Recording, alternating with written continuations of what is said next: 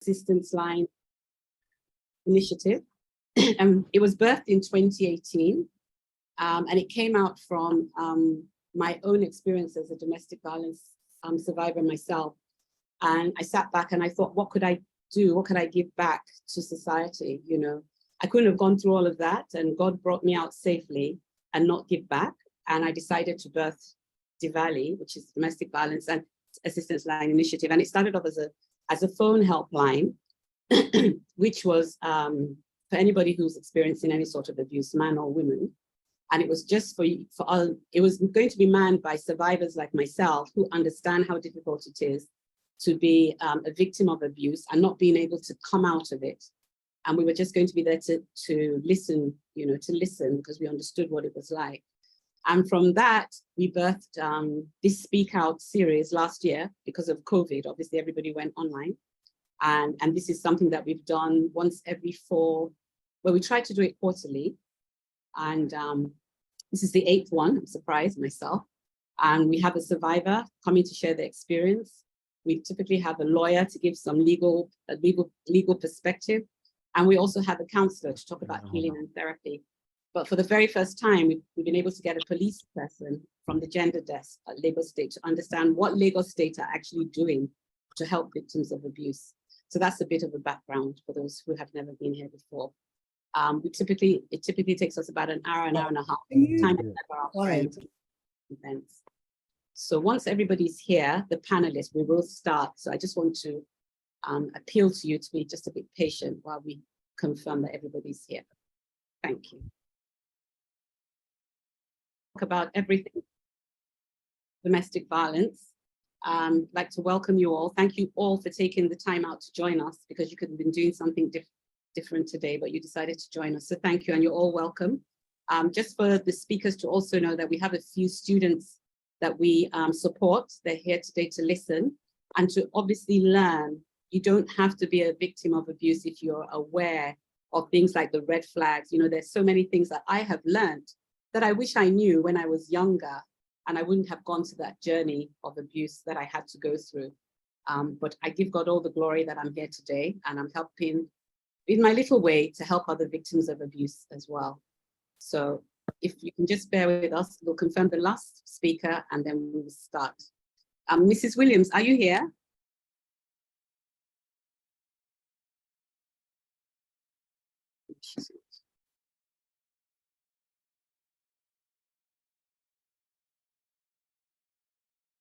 Welcome once for those just joining us. This is the 8th series of Speak Out with DVALI, where we talk about everything domestic violence.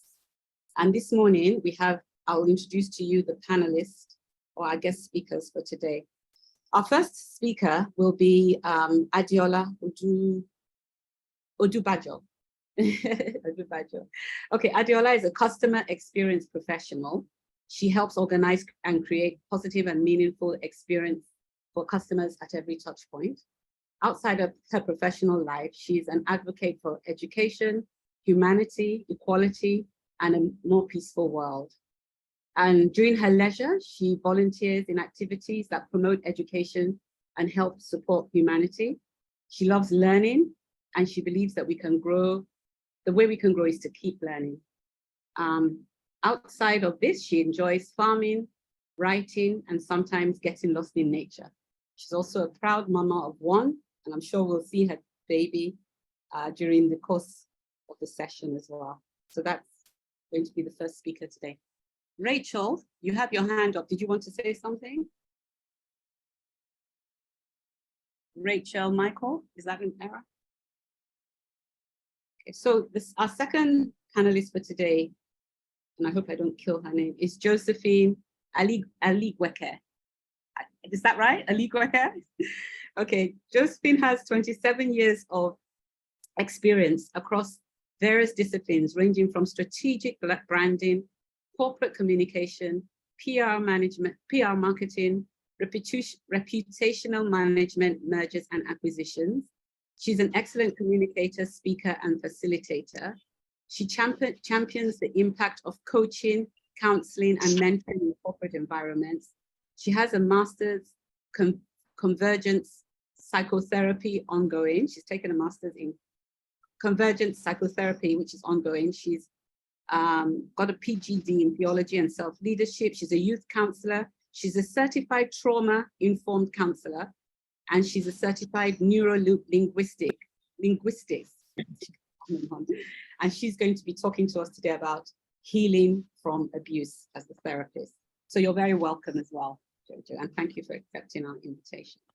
And our last guest, but not the least, is Mrs. Williams, who is somebody that we haven't had on the show before. She's actually,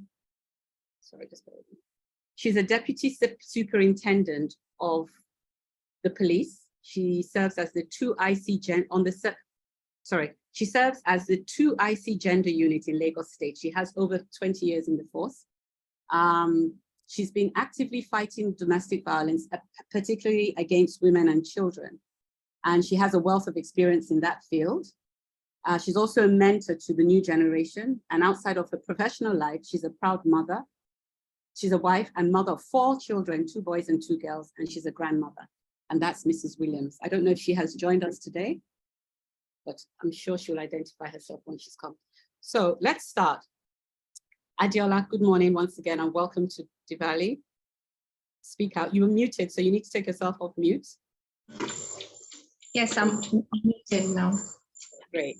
So I just want to ask you, just tell us a bit about yourself, you know, your name, what you do, just a bit of a background. Okay, like you rightly mentioned, I'm Adiola Odubajo. I'm a client relationship manager. I help organizations create memorable, positive experience for their customers at every touch point. So I work basically in finance, education, creating that experience that is meaningful and memorable to their clients, the organization's clients. And apart from this, that's professionally. I also volunteer in activities that promote humanity. I create content that talks about humanity, equality, and education for non-governmental organizations. Fantastic. So you're a busy woman, we can say. Okay, so, all right, so tell me, how was it like growing up? You know, what sort of, I'm sure when you were a young girl, you had your expectations about love, marrying, falling in love. What were your expectations about love and falling in love? Growing up for me, I have one of the best childhood experience because I grew up with my family, my parents and my siblings. They're always around.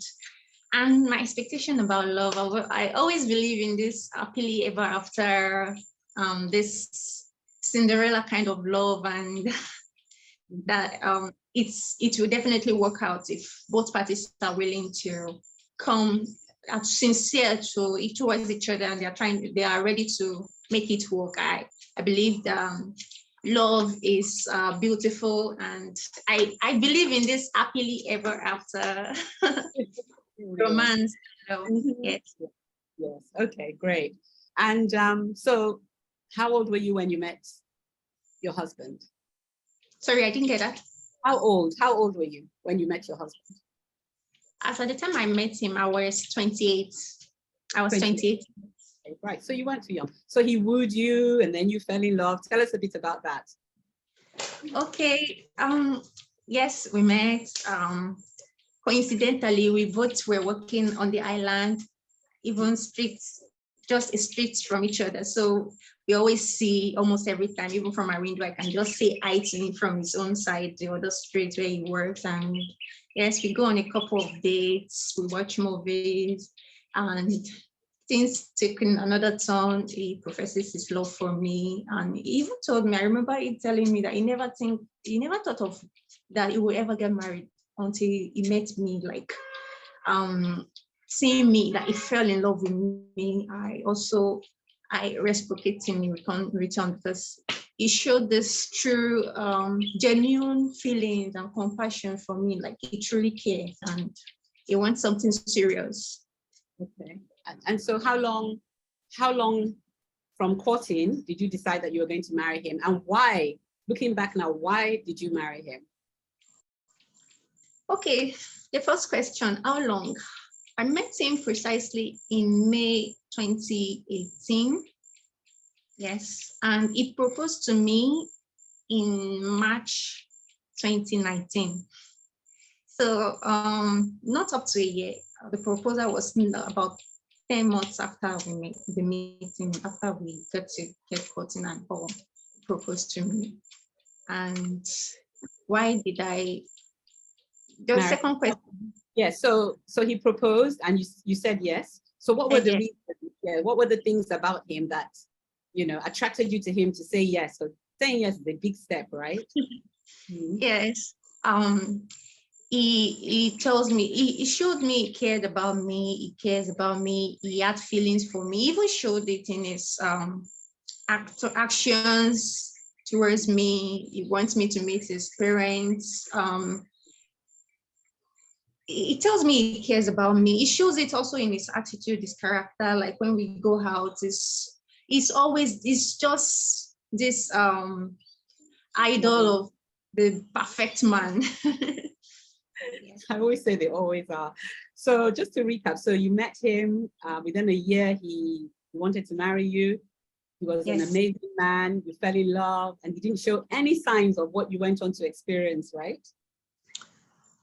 I would say I actually did not pay attention. I didn't pay too much attention to it, because looking back now there are slight signs that should have given, that are red flags that I just didn't pay attention to at all at the time.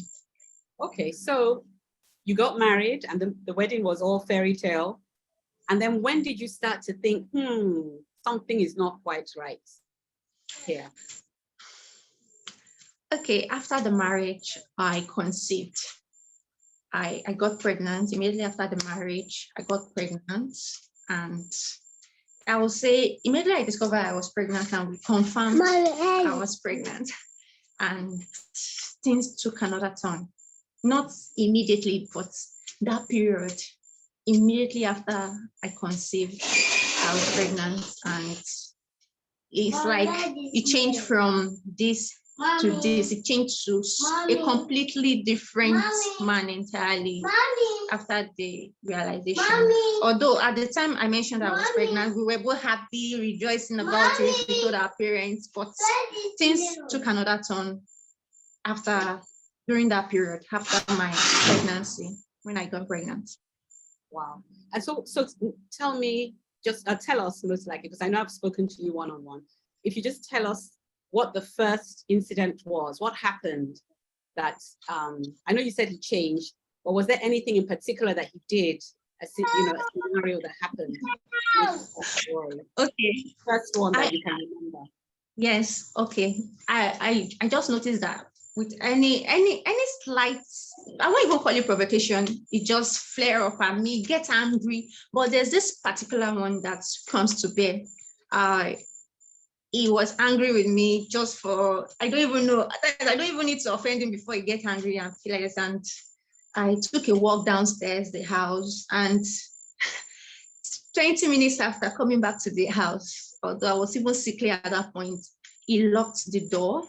I couldn't get in. It was a flat. We were living in a flat.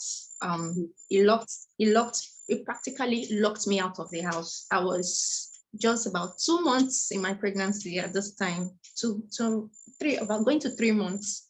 He locked me out of the house around 6 p.m. and not until around 11 p.m. he opened the door for me to come in, to get into the apartment. And looking at it, then I couldn't imagine what could warrant him locking me out of the house. Yes, he was arguing with me, shouting at me. I walked downstairs. I just took a walk because I cry when it's in that mood. And then the next thing he did was he locked me out. I was knocking. He refused to let me in. And you were pregnant, early pregnancy.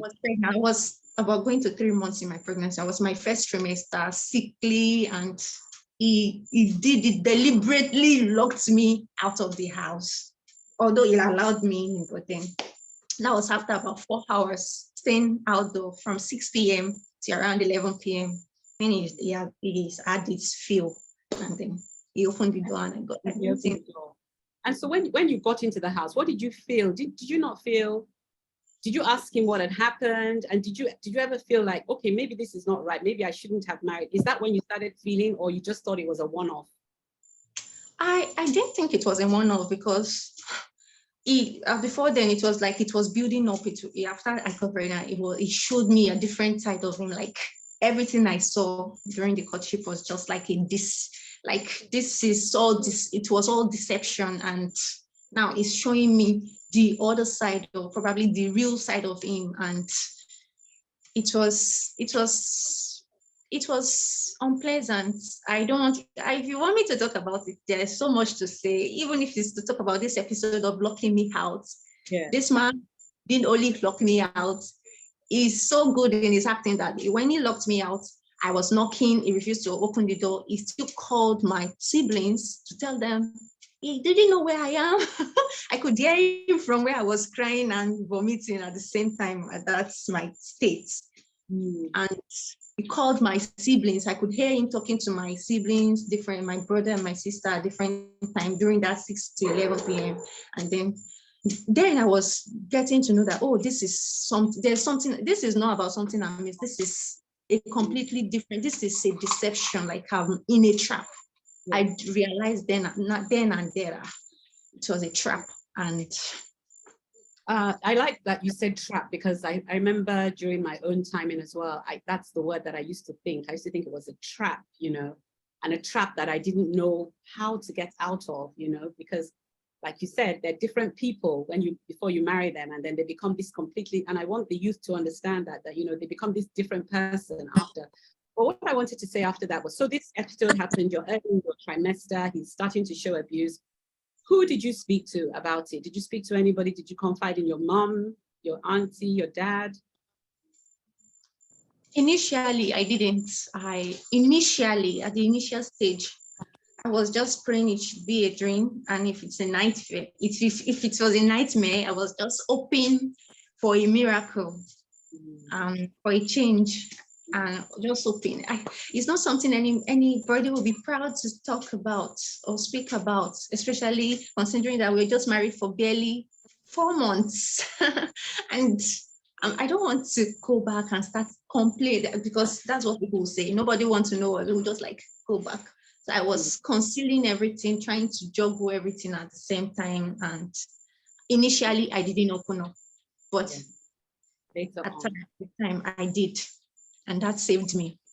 And I think that's the culture of not just Nigeria, I think women in general. There's a lot of shame when you're being abused. You just don't want people to know that what you're going through. So I relate to that. And so you didn't, then you opened up and you told, who did you tell? Who was the first person you told, and what was their reaction? I told my sister, my older sister, and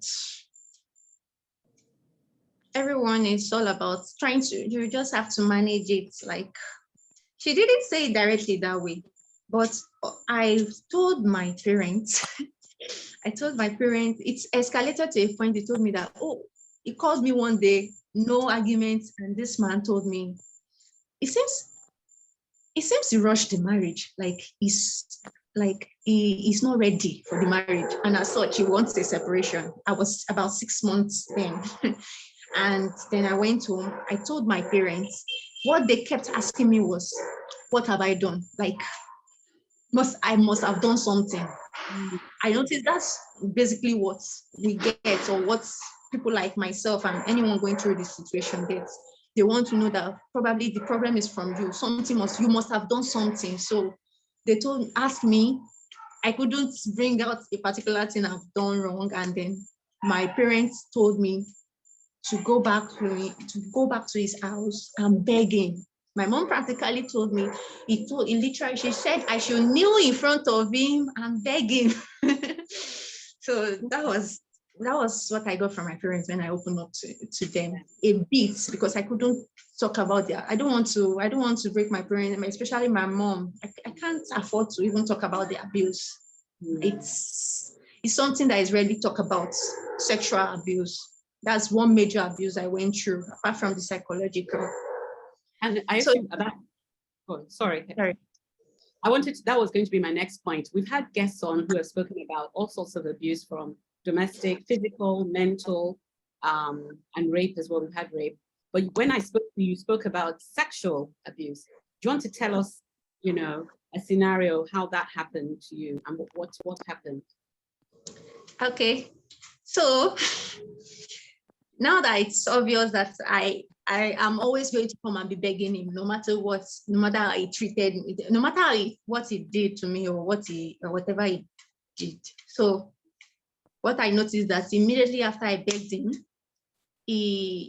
subsequent episode of sex, or let me call it sexual relations there, because it wasn't the way it was in the past. It became something else.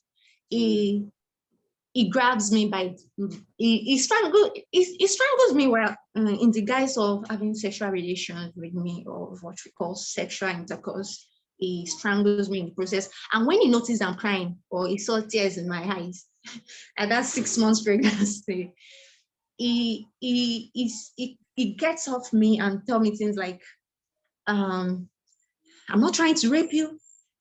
After he has had this way, he gets off. On other episodes, after he has sex in the morning with me, he tells me this does not change anything at all. Like, it doesn't change the fact that he had no feelings, like there's no love. He still tells me things like that. And he likes to, after that initial at around 6 months pregnancy, the sex was an abusive sex he had with me. Because when I tried to talk to him about it, he tells me, he laughed. He usually laughed like a wife. When I say things like, this is not, like, it's not as if I'm willing. He tells me things like, he laughed it off like it's a big joke. How can I say he's raping me? He even used that word himself when I'm saying it's not like I'm ready and you're doing this, and he even strangled me in the process. He just washed it off in that blanket statement of a man and a wife, his wife having sexual relation, sexual intercourse, and you call it rape. And then the sex is always more like strangling. At times I have marks in my neck region where it may probably is nails or something, but I don't know what they call it. People that have pleasure in seeing people in pains when they're having pleasure. So, I can't remember. That's how it will analyze that for us when we get to I'm so sorry you had to go through all of that. Okay, so this went on for how long? How long did all this go on? It went on till after I believe I was delivered of my baby. So 9 months. And yes, I delivered. Even when I was in labor, he was laughing at me. When I'm with him, especially when we're alone, he has this way of showing me that when I'm in pain, he's enjoying it. He was laughing at me, and he left me. I went to the hospital and I had my baby. Went back to his house. Obviously, I don't have any other place to go to. Yeah. And he had her naming and all that. So it continued. Yes, the sexual abuse continued even after my baby. You had the baby. Okay, so then you had the baby, you're married, not much support from your parents. And of course, I'm sure by now you were probably depressed as well. When did you decide that you couldn't go on for much longer? I lost you at a point, the audio. All right, so I said, I can hear you now. You've come back home, you're home with your new baby, you've just been married, not much support from your parents, right? When did you then decide that, Deola, this is not right, you can't go through this any longer? When did you take that decision? I actually decided a long time ago, but society and family kept telling me to stay. Then luckily for me, because I believe I was lucky, he told me I should move out of, he told me again, like he's been saying before I had the baby, I should move out of the house. And not only move out, he said I would bear full responsibility for my son. That was what even brought this up. Not only me, that I would be the one to bear the responsibility of taking care of my child. So at that point, I talked to my dad, and my dad spoke to him. It was so disrespectful to my dad, and I had to go write a petition to the Office of Public Defender, Lagos. Okay. So I wrote a petition to the Office of Public Defender because he was telling me not only to leave the house, but he was not ready to bear the responsibility of taking responsibility for my child. And so that was it. I wrote the petition. He still maintained I had to leave the house with a 2-month-old baby as a baby. I was lucky. I did. And that's when you were. Well done. So how long were you married? How long were you together in total? I apologize. I didn't get that part. So how long was the whole marriage? How long did it last from you leaving? Barely a year and a month. Wow. Well, well done. Well done that you just, I mean, I know it's not even just because nobody should even be put up with 1 day of abuse, but typically you don't find a lot of survivors that would leave as quickly as you did. It's a good example. I was there for 17 years. So when I see people that made a decision quickly, you know, okay, so you left and you're here today, thriving. I see your son in the background. Yes. What was it like when you left the relationship up until today? What was it like? What has life been like? Life, it's been challenging all the way. It's been a very challenging experience, especially being a single mom. You have to pay bills and all this, especially when you don't have a backup financially from supports.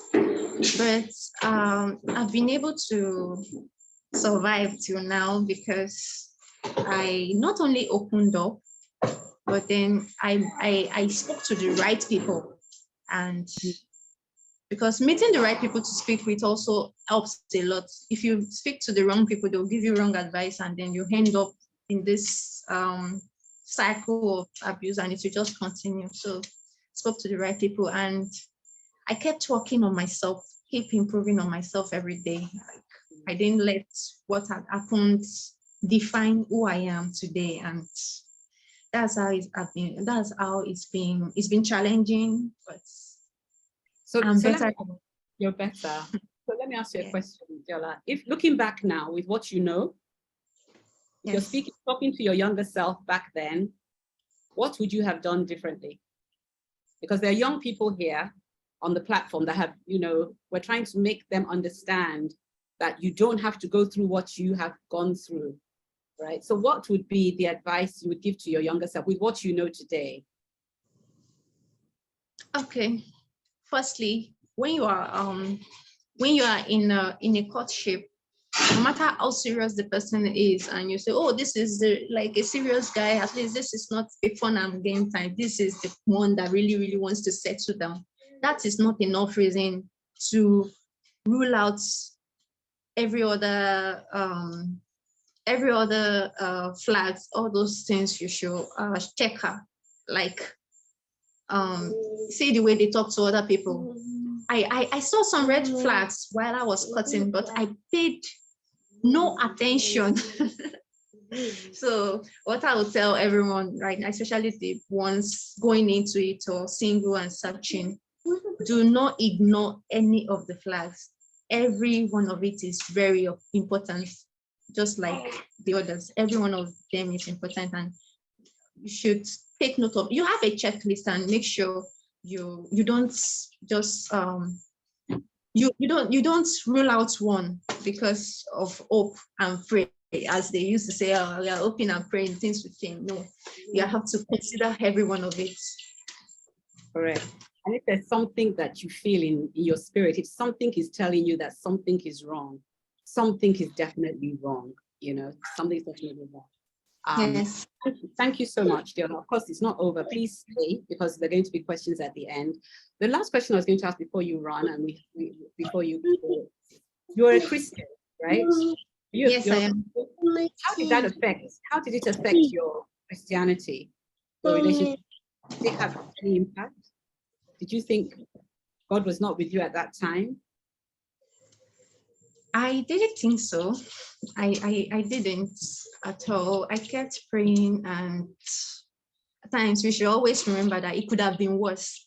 Because if you're thinking of, I always just try to look at the beautiful side of everything, no matter the happening. If you're thinking, oh, why is it I'm praying?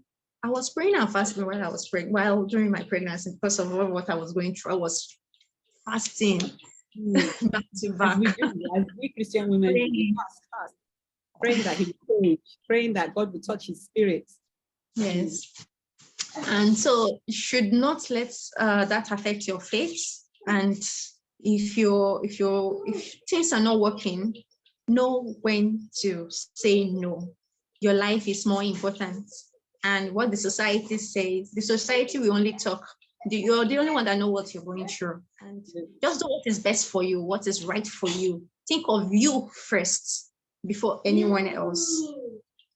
And keep praying and just hoping for the best. And the best is yet to come. You're still very young. Thank you. Thank you for sharing your story with us. Please stay. Thank you for having me. So we're going to move on now to and welcome to everybody who's just joined us late. That was Diola that we listened to sharing her story with us of her marriage and the abuse. Welcome to anybody who's just joining us. My name is Joyce Okungboa. I am the founder of DVALI, which is the Domestic Violence Assistance Line Initiative. Initiative to help anybody who is experiencing abuse, man or woman. So next, I'd like to bring on our second guest, who is Jojo. I call her Jojo. She's a therapist and counselor today, and she'll be joining us now. So she can just be pinned, please. Thank you. Hi, welcome. Thank you for accepting our invitation. I know that we had to keep going back and forth to get the dates right. So thank you. Thank you. Hello, can you hear me? Yes, I can, Joyce. Go ahead. So we just heard Diola, you know, every time I hear another story, it could just be me. It's just a different victim and a different abuser, you know. But I just want to ask you some questions. So what exactly is domestic violence? Let's start off with that. Okay. Domestic violence or domestic abuse, they're actually both the same thing. I think the first thing is to define it in its context. So first and foremost, it's every form of abuse, but within a relationship where you're intimate, where you have a partner. And domestic abuse or violence is usually a pattern of behavior in the relationship where one partner is trying to gain or maintain power and control over the other partner. Now, it's every form of abuse, whether physical, whether emotional. She talked about sexual, for example. And the irony, though, is that we tend to think it only happens to women. Well, domestic abuse or violence can also happen to men. So it's not gender specific, neither is it race or age specific. You know, domestic violence can be experienced during dating. It's not only when you're married. So basically, you know, I think the best way to put it is any abuse that occurs when you're in an intimate relationship with someone. Thank you. Thank you for that clarification. And the clarification that it can happen to men, because we do have, there's somebody on the line who's experiencing, a gentleman who is experiencing abuse as we speak. So it does affect men as well. Yeah. So what are the potential signs? I mean, she spoke about the signs, you know, there are all, and, you know, looking back, you know, all the signs were there for me. You know, everything was there for me, but I chose not to, like she said, maybe we're in denial. I don't know. So what are the signs to look out for of an abuser? Well, I think what should guide you with regards to the signs, first and foremost, is anything that makes you in the relationship, you begin to fear the response of your partner. Or you begin to feel anxious that this my behavior might elicit some kind of negative response from my partner. When you find yourself, suddenly walking on eggshells, that in its own is a red flag. But then you have all the classical things, jealousy, possessiveness, a partner who is charming 1 minute, abusive the next, for example, out with a group of friends, constantly putting you down. And then when you bring it up, he laughs it off or she laughs it off. I'm just joking with you now. What's wrong with you? A mind game person, playing games with you, mind games with you. So that you find that you're doubting yourself. Did I read this or didn't I? Or pressuring you to have sex when you don't want to. And you then feeling that, oh, by not doing it, you're not showing love. Maybe tracking your movements, maybe dictating to you, where to go, who to see, what to wear, maybe using their anger to intimidate and frighten you, stuff like that, yeah, those are some of the red flags. Money is another one that people don't recognize. Controlling what you buy, how you buy, when you buy. So there are little things, but I think the key thing that should drive you is, I'm in a relationship. A relationship is two of us. I should be comfortable with my partner. If I find myself suddenly changing who I am, trying to alter my behavior, out of anxiety or fear, because sometimes we don't recognize it for what it is, which is fear. But you just find that, oh, you are very conscious of how your partner might respond in a negative way, then that on its own should be a red flag for you. All of the above, especially the control, all of the above. The control thing for me was a really big one. When you said about what to wear, it went as like that, don't wear that. I'm a grown-ass woman, I can wear what I want, Okay, so a key question, let me ask you, what makes an abuser? Who is a typical abuser? Who would go on to abuse somebody? So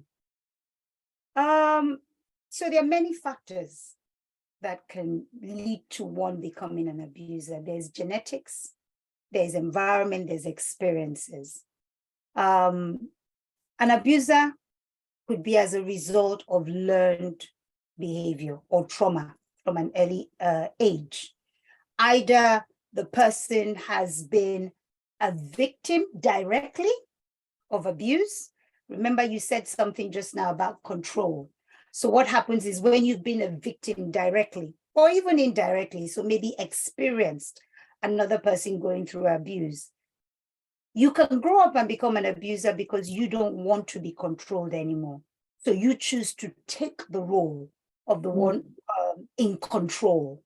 And so that thing you've seen, you're indirectly replicating it. We are really a product of what has been sown in us. We can't give what we don't have.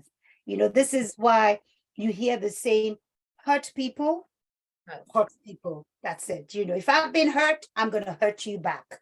If someone else has dominated me, well, I'm going to dominate somebody else because that's all I know.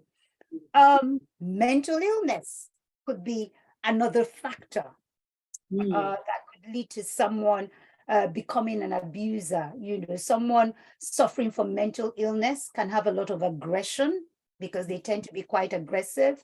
For example, someone with anger management issues, someone with control issues, so they tend to blow up, and that makes them become abusive. You also have personality disorders that lacks empathy, a sociopath, a psychopath, maybe a narcissist. These people see other people as objects. So they have little or no empathy, and what they tend to do is it's all about them. They believe it's about satisfying themselves. They don't see any other person. So anything that threatens that self-gratification becomes a problem, and that makes them attack or lash back. And their idea of lashing back is to be able to control. They see control as a way of restricting their victims from undermining them, really, you know. And then, you know, somebody who's been hurt. One of the mistakes we make in our environment, especially in the African environment, is we teach our boys not to be able to process their feelings and emotions. They don't understand how to manage negative emotions like aggression. So suddenly this young boy who's been told, be tough, boys don't cry, men don't do this, you can't be vulnerable, suddenly finds himself in a relationship with a woman. Women, I love us women, so I'm using women here, but it can be reversed. We're pretty emotional. When things get out of hand, our mouth runs, and this, you know, young boy has not been taught how to handle things that hurt his feelings, so he gets aggressive. The aggression leads to defense. The defense, I can't be vulnerable, so control comes in, and that results in abuse, and then it becomes a pattern. Whereas a successful relationship should be built on vulnerability. Communication is all about intimacy, being able to be vulnerable, and closeness. And that is missing because, you know, the person hasn't been taught exactly what to do. Then you have people that have a sense of entitlement, you know, lack of accountability. Growing up, sometimes some parents are overprotective. You know, the children are spoiled. The children have been protected at all costs, or the children have actually been abused. Like I said earlier when we talked about trauma. So there's that sense of, you know, this has been done to me, so the world owes me. So I'm going to do it back to the next person, almost like, you know, jungle justice. Happen to me, gonna happen to you. Or, hey, it's all about me. As long as it's about me, it's okay. So you have that entitlement or no accountability. Usually you will find out that an abuser would fall into one of these, you know, categories. That's usually how this happens. But, you know, the irony is that some can be helped. You know, if you grew up in abusive environment, then if you get the necessary help required, you can actually be taught how to manage it, because it's really trauma playing out, you know, in a different way. Okay, so that was going to, my next question is two-pronged. So first of all, I was going to talk about, can an abuser change? Because in my own time of working with survivors, I've only known of one case where a gentleman actually changed and did a 360 and wrote about his story. He wrote his story about how he was an abuser and what led him. But you typically find that they don't own up. They don't believe. Abusers will never accept that they have the problem. You are the one that has the problem. You are the one that doesn't understand them. Do you understand? And the second thing, as Christian women, as Christian men and women, because we're Christian, the church doesn't really condone divorce. When I was going through mine, I had people say to me, didn't you pray? You didn't pray hard enough. Didn't you fast? You didn't have, you know, fast enough. What is your take on the church and, you know, and abuse? And then do people really change? So two points. That sounds like three. Okay, so can an abuser change? Yes, but it depends, like I said, on which category. The hardest category to change is those with a personality disorder. A sociopath, a narcissist, a psychopath. Empathy is totally lacking. For me to feel for you, I need to have empathy. There is a therapist in America, I can't remember her name, so bear with me, but she claims that she's found a way to help, especially narcissists, go back to their formative years, because personality disorder actually occurs from when you are as young as 6, 7. Wow. And so she's got this therapy style where she says she puts them back in diaper and retrains them. It's still work in progress. So that's the closest I've come with personality disorder abusers, you know, actually being able to change. That's one of the most difficult.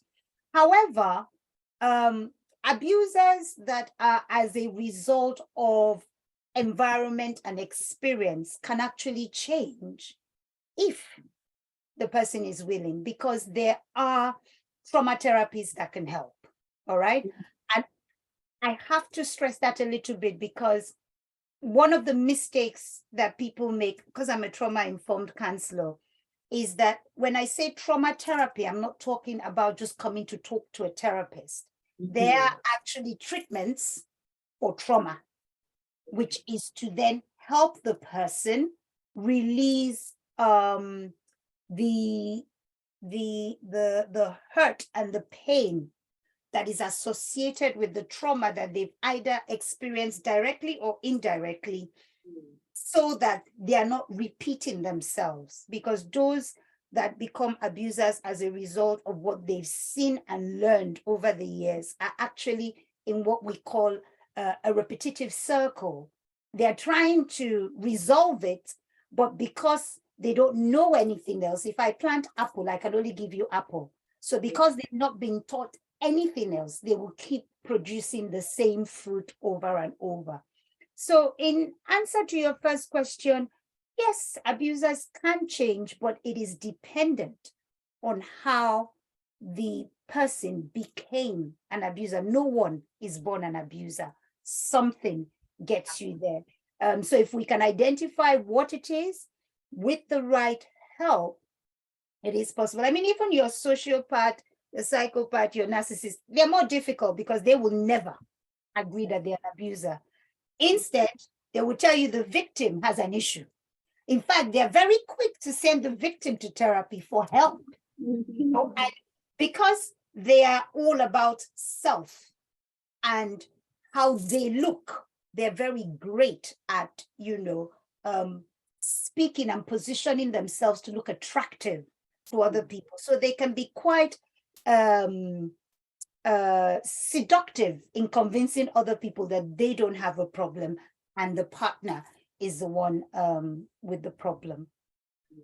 Coming to the second part of your question, the church. And before you say that, so because the reason why I said that is, because as Christian women, we're taught to get on our knees and pray for the man to change, which is what Diola was saying as well. And that was what I was doing initially. I get on my knees to pray. Should we be getting on our knees to pray for him to change? And then your life is at risk while you're praying. So I believe that my field as a counselor and a psychotherapist is based on the Bible.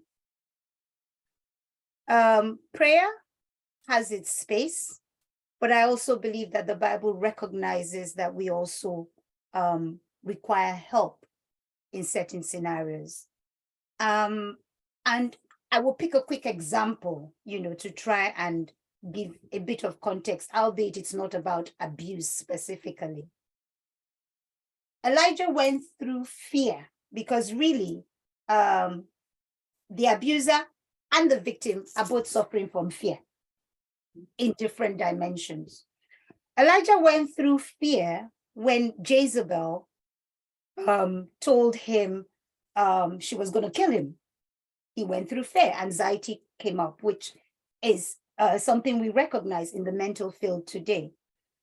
If you read that story in, I don't have the verse now, it's somewhere in 1 Kings, but if you read the story of Elijah, you would see that God went through the classical process of dealing with anxiety by ensuring that he spoke with him.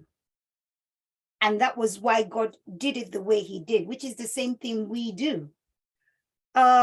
So for the church to go into denial about something, I think is wrong.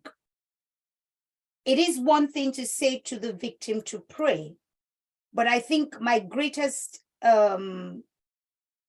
issue with the way the church handles it is not accepting that it exists. Because if the church accepts that it exists, this person is a victim, then, like the Bible tells us, it says, go to elders when there's an issue and they will help. Then the elders should then be able to call in the abuser and get him or her the help required, in which case professional help, as opposed to say to the victim, well, you're not praying enough. You're not doing this enough. So that is where I think the church is missing it. Everything in the Bible, points out, there's so many people that have had, I mean, it's an illness, really, when you think about it. The person is sick, especially those who have come from trauma. Something has traumatized you. So this abuser is actually not well. And everywhere in the Bible, we're meant to help. We're meant to assist. But to focus only on one person and ignore the other, I think that the church, has not understood its role. I'm not asking the church to tell you to immediately get a divorce, but I do believe the church should embrace the fact that there could be something behind what this person is saying, and then invite the abuser in and, get the person to get some therapeutic counseling, even if it's a Christian-based one, to see if we can identify why the abuser continues to carry out that pattern. Wow, thank you. Of course, time. I want to ask you one last question from my end before we open for the next guest, and then we'll come back to you. For anybody who's experiencing abuse today, what sort of counseling would you advise, or what sort, because, and even somebody that has been through it, like Diola herself, what sort of counseling for healing would you recommend or would you suggest? Well, the basic thing is always talk therapy, but it will then depend on how far gone the person is in their journey. I guess I'll use the word like that, Diola, for example, came out very quickly from her own. She might and she might not have trauma. Now, I use that word very carefully.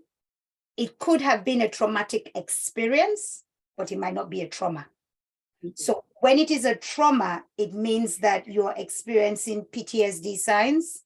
And so you're kind of stuck in that space. So in which case you would need a traumatologist to shift the trauma. And then you will then need a regular counselor who can then go through talk therapy to then help you understand how you got there, why you allowed yourself get there, so that you don't repeat the same pattern. Because when it's not dealt with, the tendency is you will still attract the same thing again unconsciously, because there's something it's feeding off for you that is making you accept the abuse, and vice versa.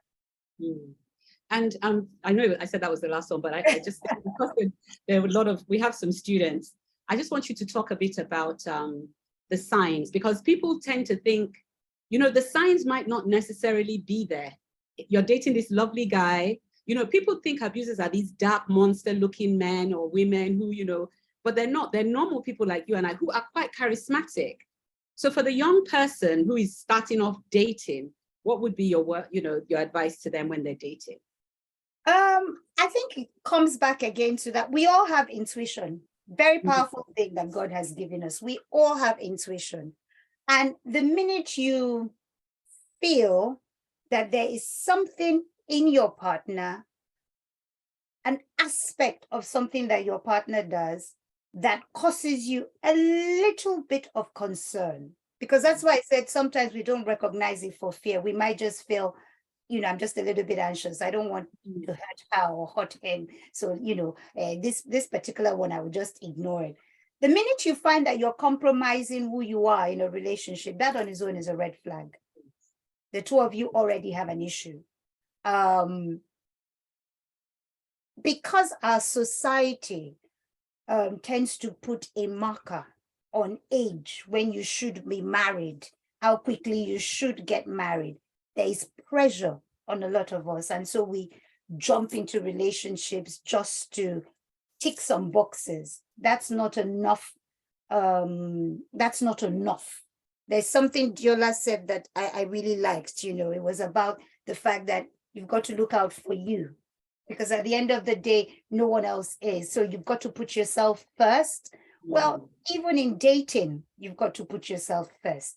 If there's anything in your dating relationship that makes you uncomfortable, even if you're not sure why not reach out to like a Diwali and, you know, say, listen, I noticed this, or I felt uncomfortable about this. Am I overreacting?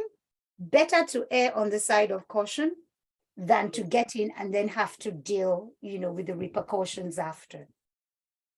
Thank you so much, Jojo. Thank you for that. And for anybody who's interested as well, Jojo is offering a virtual training on emotional intelligence. It's called the Mastery of Self-Leadership. She's given a 30% discount, I believe, for Diwali. Anybody who's attended from Diwali and would like to attend the course, please reach out to me and I will share the flyer as well before the end of the show. Thank you so much. Please stay with us. We'll have questions for you after. I'd like to now bring my final guest, Mrs. Williams. Are you there? Abimbola Mujidat Williams. Good afternoon, everyone. Good afternoon, ma'am. How are you? I'm here. How are you doing? We're fine, thank you. It's a pleasure to have you here. Can we pin her, please? Okay. My name is Abimbola Mujidat Williams. Okay, so can we see you? Your screen is off. Can you see me? No, we can't see you. Yeah. Is it just me? Yeah, can you just probably switch it off and put it back on, please? Switch on and off. Switch your camera on and off again. Okay.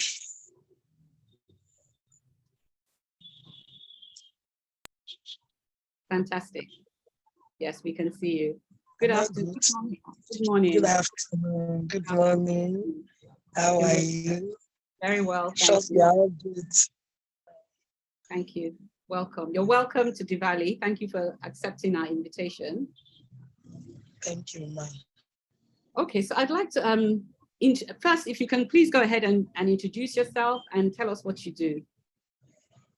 My name is Abimbola Mujidat Williams. I am currently the 2IC Gender, Lagos State Police Command. Okay.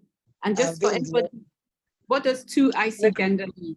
Yes, 2IC, that's deputy in charge. That is deputy in charge, second in command, second in charge. I have an OC who oversees everything. I'm the one deputizing for her. Okay, great. Okay, great. And can I ask you, what does the gender unit do? What exactly do they do? Because I had never heard of them until somebody said, would you like to invite this person to the program? So please tell the audience what you do. Thank you very much. The gender unit was established as a measure to tackle and investigate cases of gender-based violence. We are tasked with making sure perpetrators pay for their crimes, and we still collaborate with different NGOs that work within the state to ensure justice for survivors. We also sensitize and create awareness for the people in society, children, market women. You know, we go to the market woman, to the market and sensitize the market women to let them know what gender-based, you know, in those days, they believe gender-based violence is a family matter. So we let them know as a police officer that they can come to us and report gender-based violence cases. So that's what we do. We charge, we prosecute, we investigate, we prosecute, and we charge cases to courts. Okay, so is there a gender value? The audio is not very clear though. We're struggling to hear you. Yeah, I think she appears to be having network issues because the audio is. I have to change my phone. Yes, I have to change. I'm using somebody's phone. I'm having a network problem. Okay, all right. So we'll just struggle. Okay, and is the gender desk, the gender unit, is it in every police station in Lagos State, or is it all over Nigeria? No, yes, it's all over Nigeria. We have gender units in every state in Nigeria. We have gender units in every state in Nigeria. Then in Lagos State, we have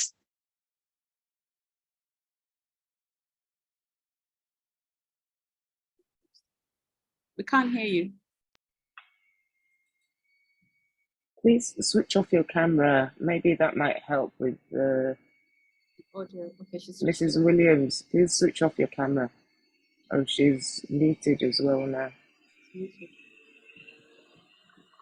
Hello, can you hear us? Yeah, I'm hearing you.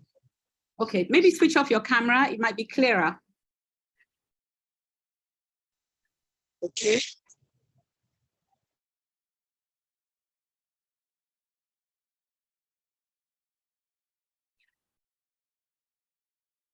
Okay.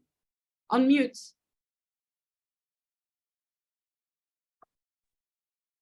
Okay, great. Can you hear us? Yeah. Yes, a Can bit. you hear me? Yes. Okay. Yeah. So like I said we have gender units in all states in Nigeria. Then in Lagos State, we have gender units. Meanwhile, we have family support units in all area commands.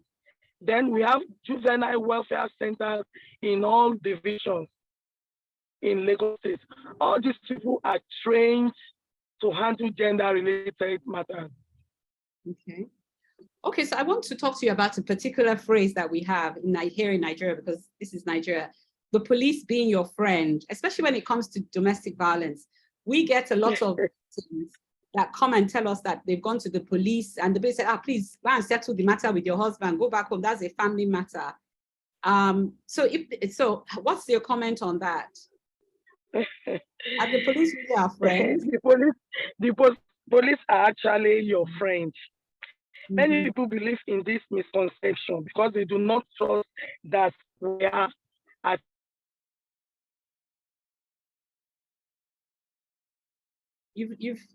She switched her mic off. Yeah, she's muted. Unmute yourself, please, Mrs. Williams.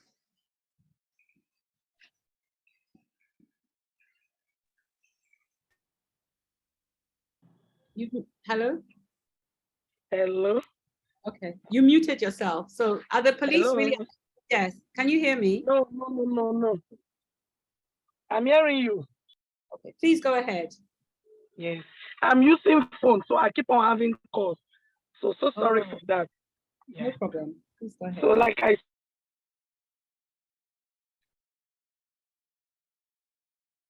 muted herself.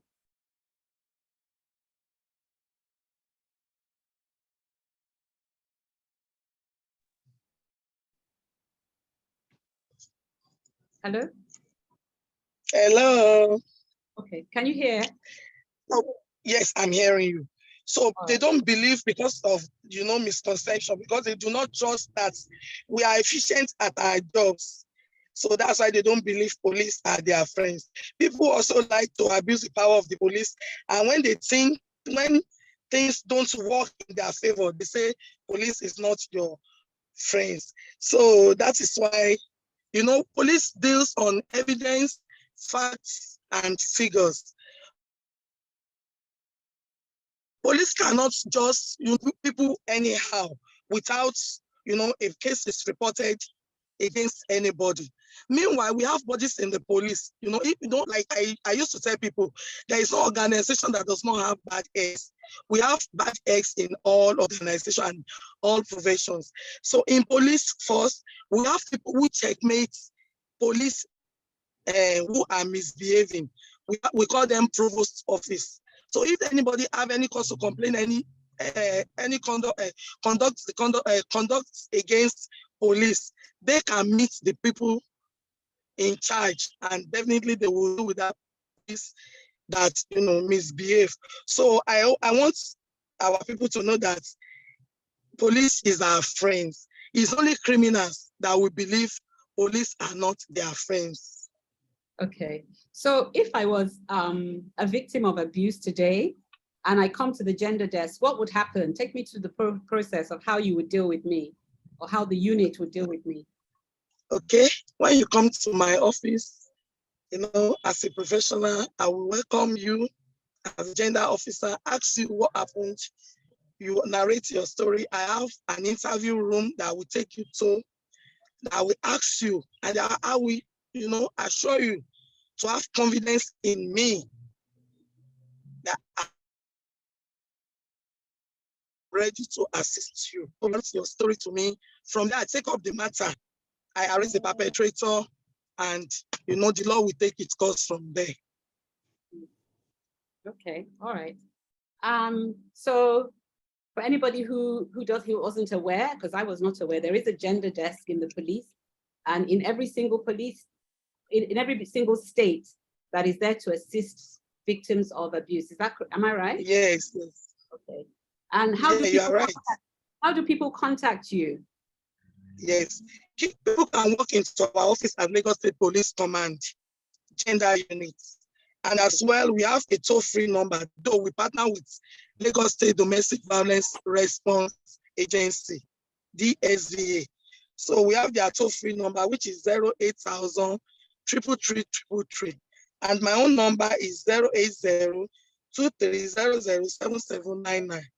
So the toll-free number, you call that is 24 hours. You call that number anytime. They are ready. Somebody is there to attend to you. So it's a 24-hour number. Yeah, yes, that's the 08000 333 333. Somebody is there to pick your call. 08000 333 333. 08000 333 333. All right, thank you. So for anybody who is experiencing abuse now and doesn't know what to do, maybe it's an abusive situation, what would be your advice to them? Okay. Our unit was developed to fight against the menace in the society. And I believe when you get to my office, you will find my office comfortable, and you will find it easy to narrate your story to us. Then I can advise people too that people should, speak out. People should not, keep on saying, I don't want to talk, or police are not there to help me. It's a bad situation. Domestic violence is a bad situation, and it's a thing that when you are going through it, it's a traumatic and a bad situation. So I advise that you summon courage and report to the nearest police station. Like I told you earlier, we have we have family support units in area command. If that falls in your area, or in division level, we have a juvenile welfare center that you can report to, so that the professional will handle the matter. We have trained people there that will be able to handle the matter, and I promise we will. Okay. You can also seek support from trusted family and friends if you think you can't do it alone, as a survivor. You can also reach to us, like I've given you the number 08000 333 333. And like I told you earlier, we have trained police officers that will not hesitate to attend to you when you call that number. Please, let me assure the public, they should not keep silence. We will hear them, we see them, and we will help them. And they won't be blamed. They won't be blamed. I have a yes. I once handled a case whereby a man threw his wife, who was Muslim mother, from a street building. The woman broke her 2 legs. Wow. She was rushed to the hospital. It was an horrible. Oh, we've lost her.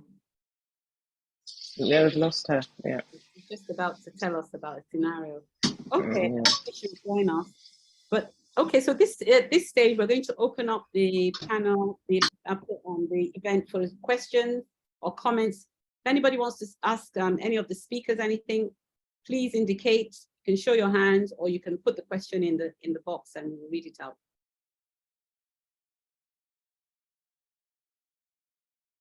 Questions or comments? Good morning, everybody. Good morning. Thank you very much for this event. And I think it's it's long overdue that we start discussing the issue of domestic violence. Introduce yourself first, Oh, please. sorry. My name is Beatrice. My name is Beatrice Wadiale-Odije.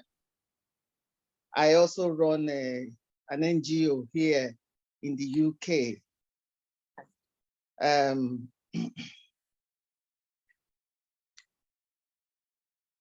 I want to thank the organizers of this program because it's long overdue in our society to start talking on the issue of violence.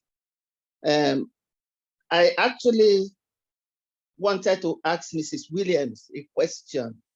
Unfortunately, we've lost her. I wanted to ask exactly what does family support unit do, for the families of those who are affected by this domestic violence. But I don't know if there's anybody who knows about it, who can talk about it. Mrs. Williams is back, so is she back? Is she back? Okay. Yes, she's back. So Mrs. Williams, if you can hear me, can you just put on your camera if you can, or just unmute yourself? Maybe she should just unmute so we don't.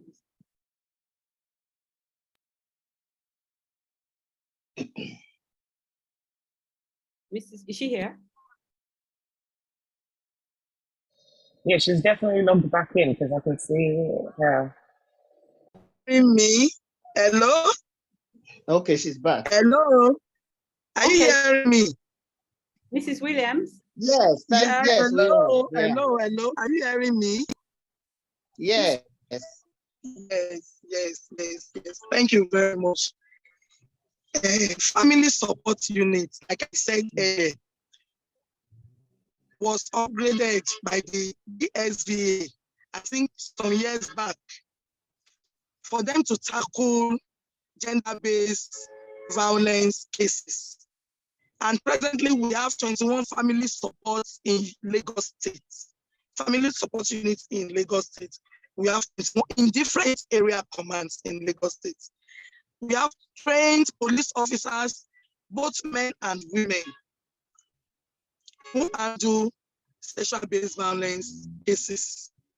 So you can walk into any of the offices and We've lost her. Okay.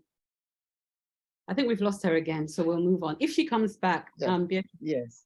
We'll ask her a question if she comes back. Thank you. Was that your Thank you question? very much. Thank you. Thank you. I saw a hand up. Any more questions?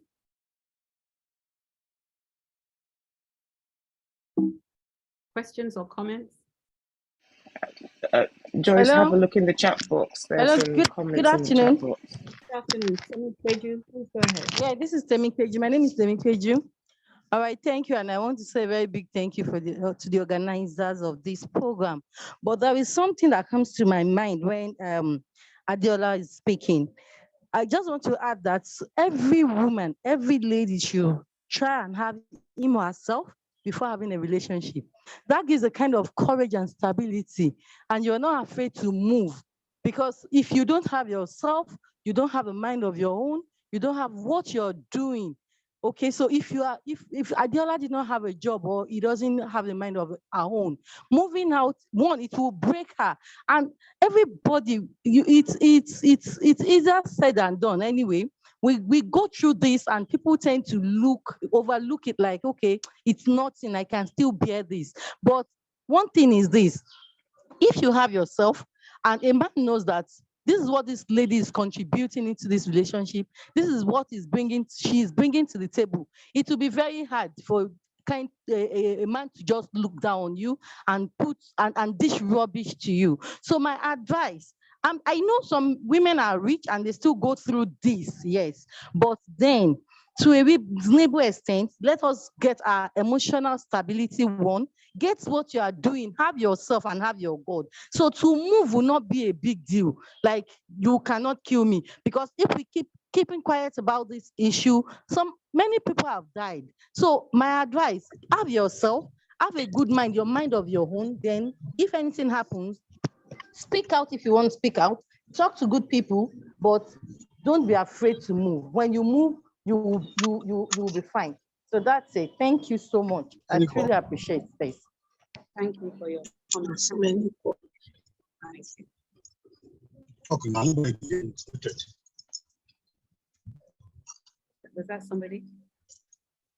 Okay. Mrs. Williams is back. She's unmuted. I don't know Okay, whether you. Yeah, she. Can you hear us now? Mrs. Williams?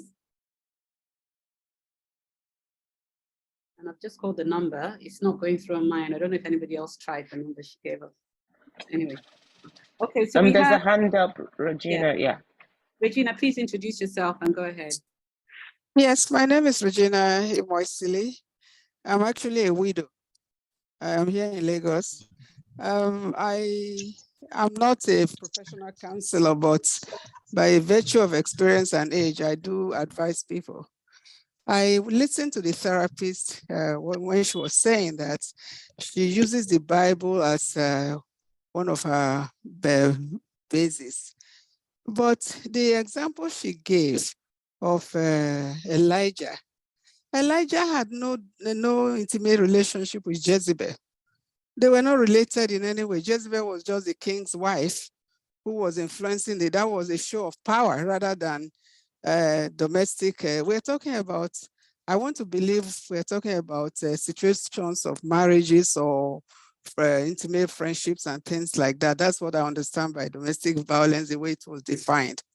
So what I'm trying to say in essence is, one, I want to thank you, the organizer. I got very interested because I want to learn. As not being a therapist myself, but you advise people, younger ones. I want to be sure that what I'm telling them is not wrong. But I think the church, especially the church in Nigeria, they have a major role to play. We all know about Osinachi's case. That lady could have been alive today. It is better to be alive serving God than to die. So I'm not therefore advocating that once you have the slightest form of misunderstanding, you should walk out of the marriage. But I think the church should be realistic and tell people the truth. If you're in an abusive relationship, anybody, it could have been a mistake. The guy could have pretended for so long and you went along. You could have courted him for so long and still he is what he is. But I think the church should not encourage people to stay in genuinely hostile and abusive relationships. The first speaker, I sympathize with her because now she has to raise a child all by herself. I don't want to even ask what her love life is like now because she has been so traumatized that she'll probably be afraid to go into another relationship. I think the church, the pastors, if there's anyone here, they should really take this topic up and be more realistic about it. That's my contribution. Thank you. Thank you so much, Mrs. Imoisili. Jojo, do you want to comment on that? And maybe Diola wants to comment after that. Yeah. Thank you. Regina, did I get that? Yes, Regina. Yes. Yes, yes. Thank you so much. So let me correct what I had said, because when I used Elijah's example, I did mention that it wasn't domestic violence, but that, however, dealing with anything mental has a process. And I used that to show that even the Bible teaches us you need to speak. Elijah had to speak up. He spoke up to God, and then he was taken through a process with God, which is something we do with mental illness. So I was picking it from the angle of dealing with mental illness, not so much about domestic violence. So yes, you're very right. The example had nothing to do with domestic violence, more to do with fear and how fear can then lead us to react wrongly and what we should do when we're anxious. I also agree with you that the church needs to do a little bit more in dealing with that arena. Like Joyce had said when she read my profile, I happen to be a theologian. And I also happen to be a minister in the church.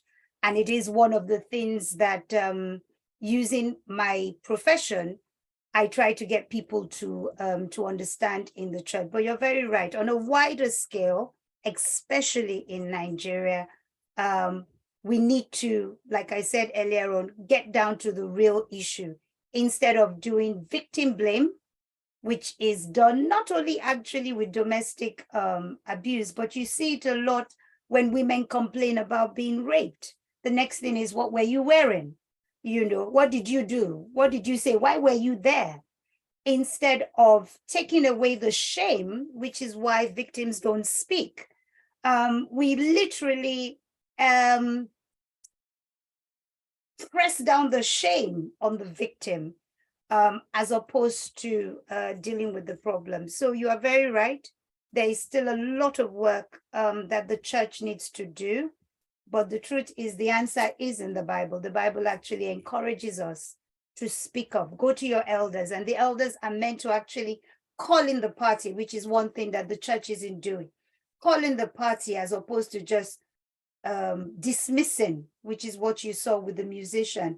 Instead of dismissing the victim as someone making a mountain out of a molehill, call in the party and then possibly even get the abuser to at least speak to an expert. We are meant to have Christian counselors. I happen to be a Christian counselor, and in Christian counseling, we actually taught this as a topic that we should look at and help other Christians with. But a lot of the churches back home, our Christian counselors have not gone to school about Christian counseling. We've just picked it up by virtue of the fact that, you know, maybe I'm a deacon or a deaconess. It's not enough to make you a counselor. There are things, you know, that we can filter from the Bible, specifically aligned towards counseling in the right way.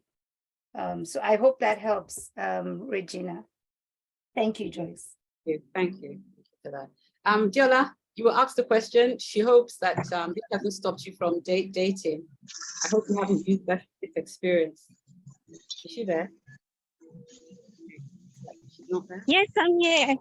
Did you I'm hear? sorry, I said to my son. Okay, no problem. Did you hear the Question. comment? The comment was she hopes that you won't use your experience to stop dating.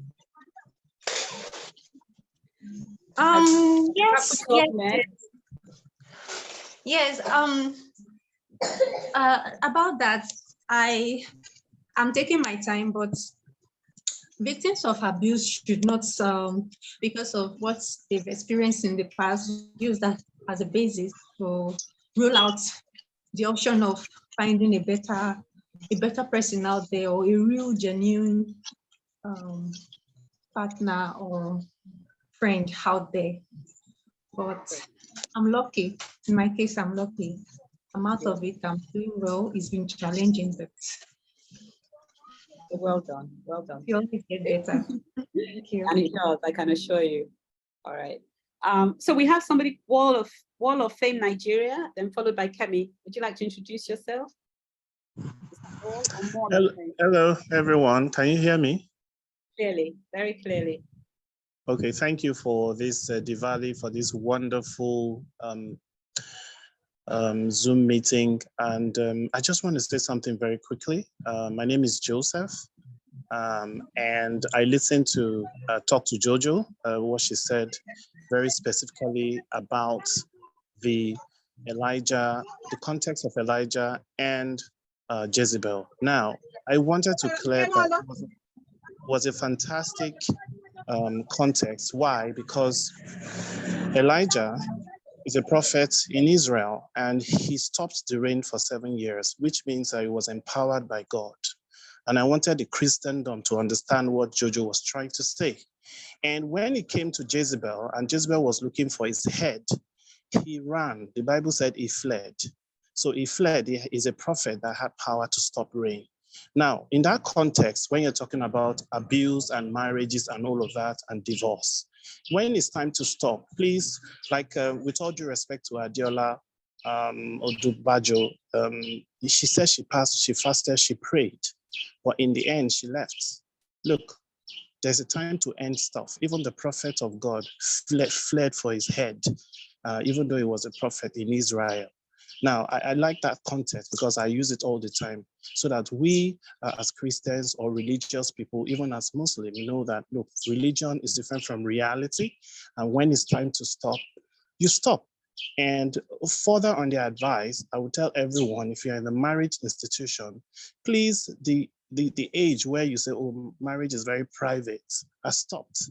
Now, marriage, you must have friends, you must have a group of people in church you talk to, because nobody is perfect. There's no perfect marriage, and there's no perfect persons. There's no perfect person. So if you're having issues, share.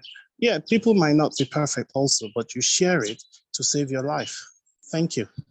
Thank you so much. Very well said. Thank you. Okay, we have Kemi. Kemi, did you want to say something? Yeah, mine, well done, Joyce, for organizing this and the panelists. My question is to Diola, if you're still there, is what were your parents' reaction when you made the decision to actually end your marriage? Because you said that it was such a short period. You were only married barely, a year or, just a little bit over a year. And since they didn't actually support you when you first went to them to say that you were in, the situation that you were in. So what exactly was, especially probably your mother's reaction when you said that, you know what, I'm not taking this anymore and I'm actually going to leave? So I would be interested to know what their thoughts are and what your relationship is with your parents right now. Thank you. Thank you so much for that question. Yes, I will say initially, or luckily again for me, because I have been a very lucky person.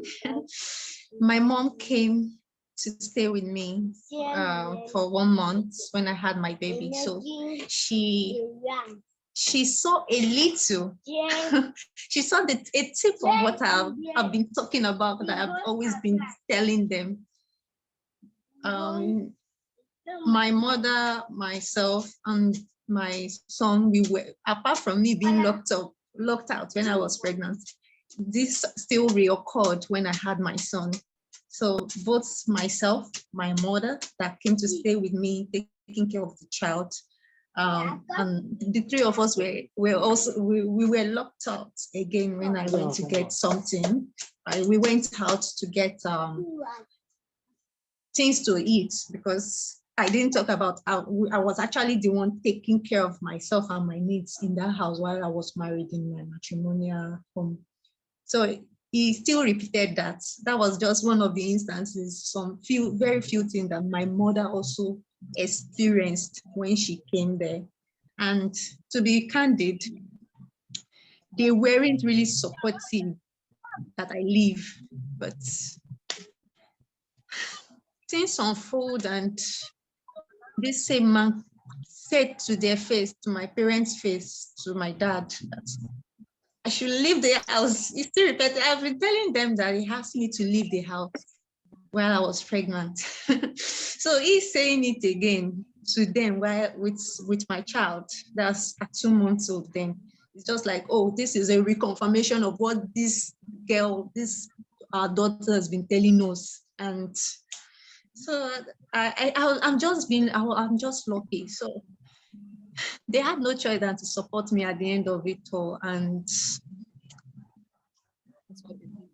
also very good to have a job. Like you have your job, you have your savings, because if it hadn't been for that, I don't know if I'll still be there right now, because everyone is managing, and I don't know, maybe the society or parents are careful of, oh, I don't want my child to be another responsibility. She should be taking care of us, not the other way around.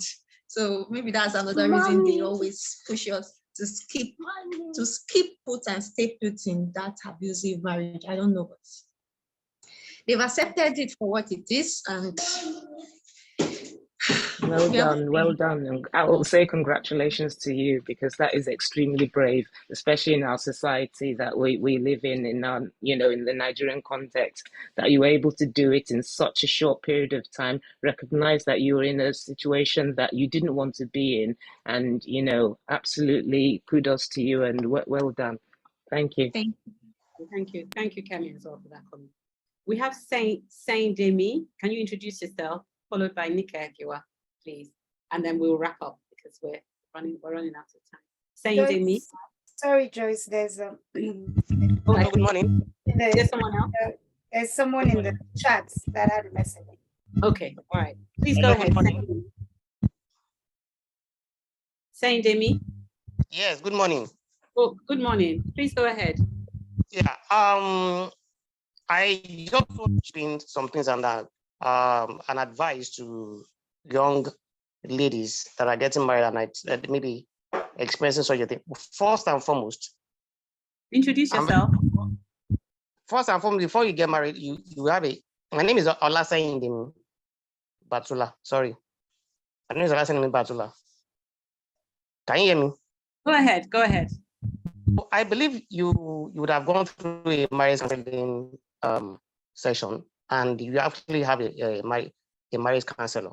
So I want every lady to have a relationship with a marriage counselor, even if you cannot share what you are going through with your family or friends, or considering what they'll be thinking or what they'll be saying behind you or anything, or you don't want to disclose what is happening in your private life or in your matrimonial home with people. I believe the best person you can relate with is your marriage counselor. So when you relate to your marriage counselor will give you the best advice. We give you the best advice on what to do. And I don't think you should love yourself more than you actually want to say you want to actually love the marriage and get yourself killed. Because if you are thinking of, okay, you are married and you don't want to end the marriage and you want to continue to endure, one day if you leave, if you die, the man will marry another person. Man will marry another person, and they'll just stand 1 minute silent for you, and that's the end. So you can pray. When you pray and you see nothing is happening, you can just live for a while. And before you get married to that person, you would have seen a red flag. Maybe he would have just been playing with you, tapping you, or one of those things. You may not take it as something serious. So by that, I believe that get a very close relationship with your marriage counselor. Talk to her or him anytime you are going through this, and he'll be able to give you the best advice. And by so doing, all these things will actually be avoided, and you won't get yourself killed in the marriage. Thank you. Thank you very much. Thank you. Nika, please go ahead.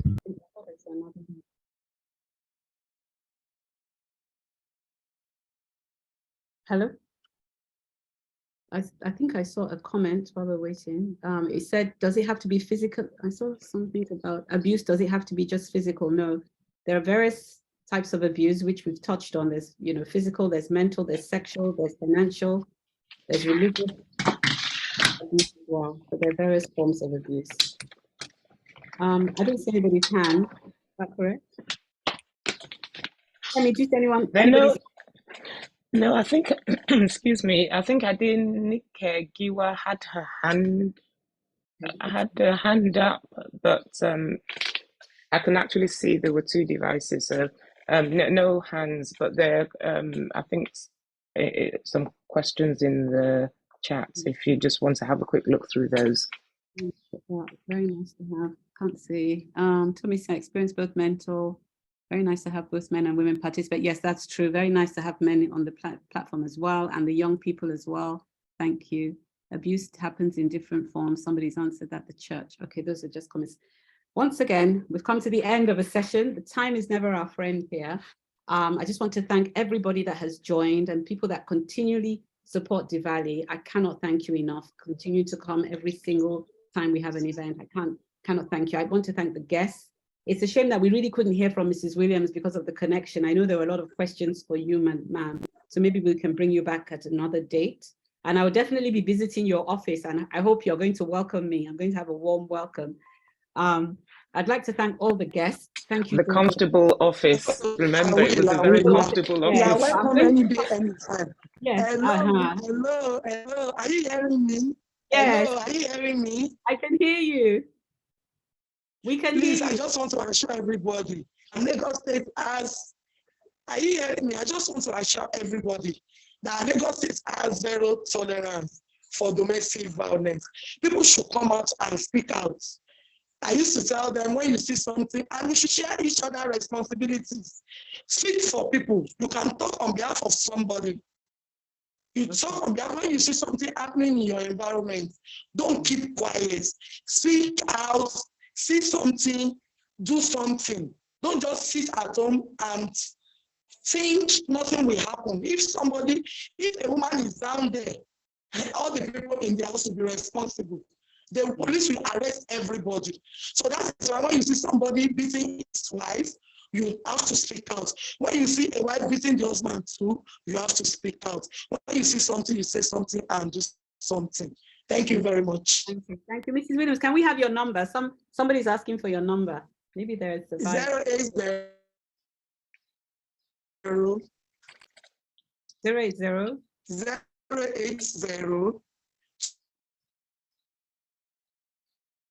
yes. 23 00 00.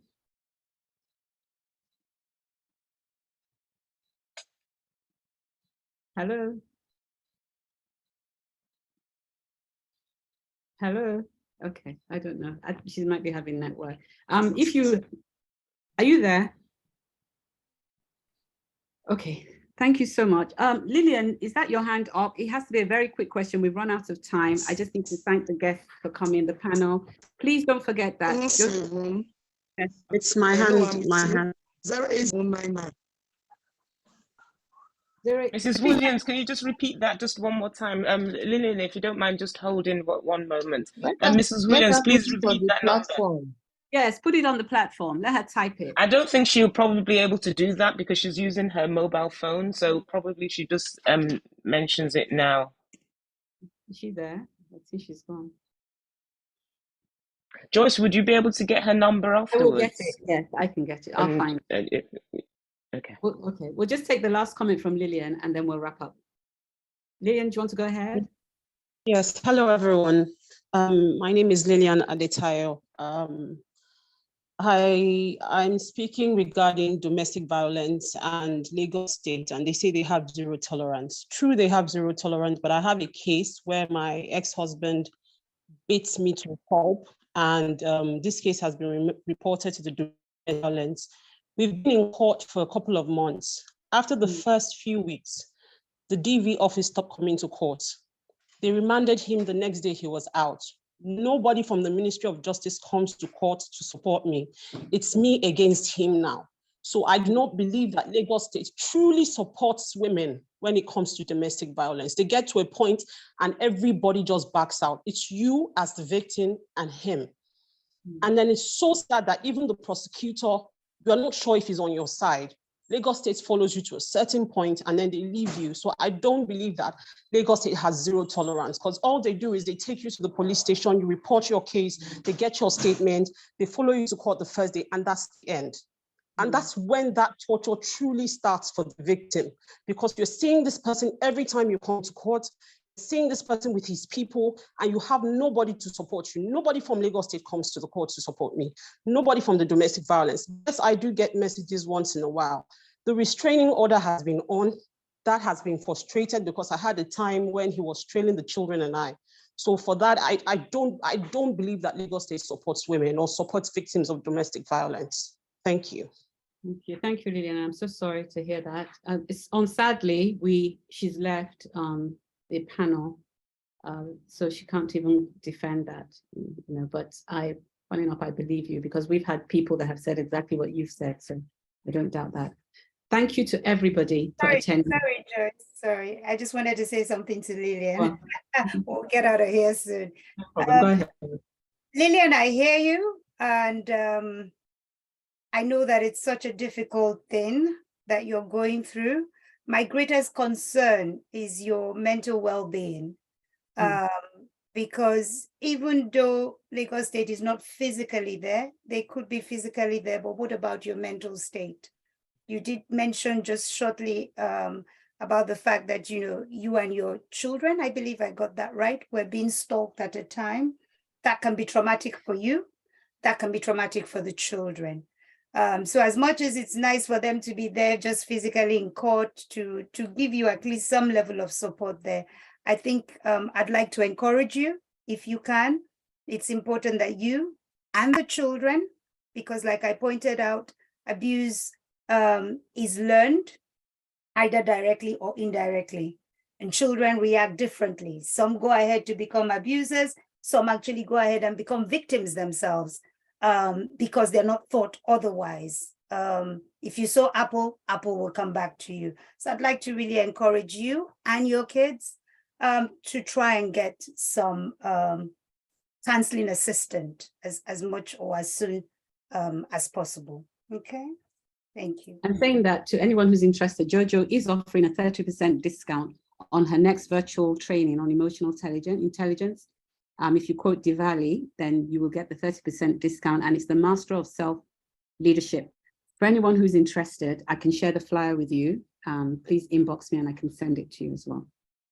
I see some hands, but we're really running out of time. So Esther, unless it's a very quick question. Yeah.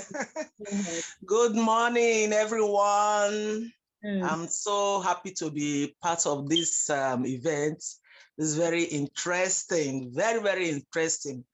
You know, I want to disagree with what the DSP, Mrs. Williams, said. Like in Nigeria, in Lagos State, the police is totally with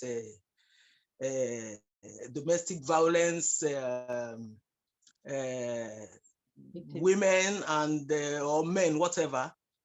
Not only in Nigeria, and I agree with the last speaker, Lillian, what she said. A lot of people are going through this. They don't have where to go. They don't have where to go. When you look at their financial background, their economic background, they don't know where to go. They just prefer to stay inside that violence, that abuse, and going to live with it. The government should create or to support, give these domestic social assistance to these social workers, create more social offices to help these women. We know the way our country is back home. We're talking of Lagos State. How many states do we have in Nigeria? Do you know what these rural women suffers? The ones that are in the villages, they go to the farms, even taking care of their husband, and they are being beaten. They are being abused. Families will abuse you. Your in-laws will abuse you. And people come to live with it. They don't have where to go. So I totally disagree with what the DSP said, that, oh, Lagos State is open, people should just come up. We live abroad. There are places people run to here. They are not afraid. Even then, we still have this issue back home, like they train you to bring you up, like you have to stay in the marriage no matter what. But here the men are more, they know they have no place when it comes to you going to report them. But in Nigeria, where do they go to? A woman just selling in the market or going to the farm, that virtually our income probably is just maybe 20-30K a month. Where's that woman going to go to? Yeah. So I totally disagree with her, and I agree totally with what Lillian said about her situation. That is the most common situation back home. And that is what is obtainable there. Thank you. Thank you very much. Thank you, Esther. Thank you so much. And thank you for being here. Okay, that brings me to the end to this session. I want to thank all the guests for today, Jojo, Deola, and Mrs. Williams. Thank you so much, even though she has gone. But more importantly, thank you to everyone who continues to support Diwali. this is the least we can do, you know, as you know, has been said, that the scenario is huge. You know, it's a huge issue in not only in Nigeria, all over the world. Domestic violence is you know, prevalent. And so this is the small bit that we in Diwali can do, just by bringing awareness and by, you know, making sure that we have victims speak up, and to show, especially the youth, because I know we have quite a few students, to make you understand that you don't have to get into an abusive relationship. Listen and look out for all the signs. The red flags will always be there. And don't think because you're dating him and you're feeling giddy in love and he looks the best thing, it's not all about what he looks like. And you know what, you know, it's about, as we've heard, the trauma that some of them might be experiencing.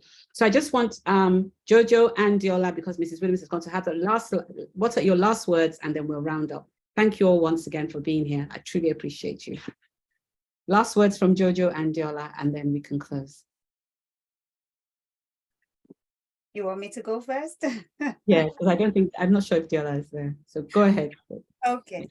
Well, what I want to say is anyone that is undergoing abuse or thinks they might be going through abuse, even if you're not sure, reach out. You know, there was something one of the guests, Mall of Fame, Joseph said. He said, have friends. When you're in marriage, have friends, reach out, support. And the other thing, I know you said one, but I'll say two. The other thing I want to say is that we as family, as friends that are meant to be supporting victims, please don't blame them. Please don't judge them. The minute you judge them, they pull back. All right? They need to feel that someone is hearing them. Someone is seeing them. Until you wear someone's shoes, you have no clue how you're going to respond. So the fact that you're looking at this person and you're saying to yourself, why can't you get out of there? Doesn't mean that it's that easy. Our job is to support them. Let them know that you are there when they need you. Give them a, what's it called? A safety escape plan, a safety plan. If there's a problem, here's a number to call. This is how to reach me. Know that I will be there. All it takes is for them to know there is support. And what will happen is slowly their mind will start to shift because they now know there's someone else that I can lean on. Remember, the abuser and the victim, funnily enough, it's both illness, no offense. It is lack of self-esteem on both sides. One, unable to realize that they are stronger than they think, that is the victim. And the other one, scared to allow any other person take control of them, that is the abuser. Both are suffering mental illness in different ways. So I think, yeah, the biggest thing is let's support them and not judge them and give them that platform to be able to come out when they need help. Thank you. Thank you so much. Thank you, Jojo. And Diola, last words from you. Oh, thank you. Thank you again for this program. Yes, my last words, the last speaker, Ms. Jojo, has said it all. I just want to add that it's very, very important, especially if you are in a relationship that is toxic. Always speak out. Do not conceal it, because the more you hide it, the more it continues.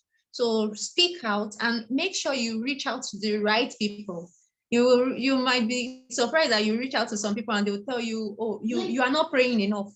I remember being told, you're not praying enough, or you don't pray, or you don't do this. But make sure you reach out to the right people. And there are organizations out there, just like Diwali. I heard some speak, the audience saying, organizations to help people, abusive victims of abuse. There are organizations out there. You can even go online. There are NGOs. Yes, the government are trying, maybe not enough, but they are trying, they are doing some things. I went to Office of the Public Defender, and I also reached out to some private NGOs. And so always make sure you seek the right support from the right people, reach out, and whatever you do, especially as a victim, always follow the law. follow the book. It's very important. When you follow the law, your husband will not come, or your ex will not come tomorrow and tell whoever that, oh, you ran out of the house, you disappeared with the child or something. So always follow the book. Whatever you're doing, make sure you're doing the right thing, no matter what. Thank you. Thank Well you. said. And I just want to thank all my friends that keep on, supporting me. All of you, you know yourselves. Every time I look and you're all there for me. Thank you so much for supporting me, support my cause. Thank you, everyone who's helped. Kemi, thank you so much for stepping in and helping us to coordinate all of this. Thank you once again. And on that, we'll see you in the next one. Thank you, everybody. Bye-bye. Bye. Thank you. Bye-bye. Bye. Bye. Bye-bye, everyone. Bye.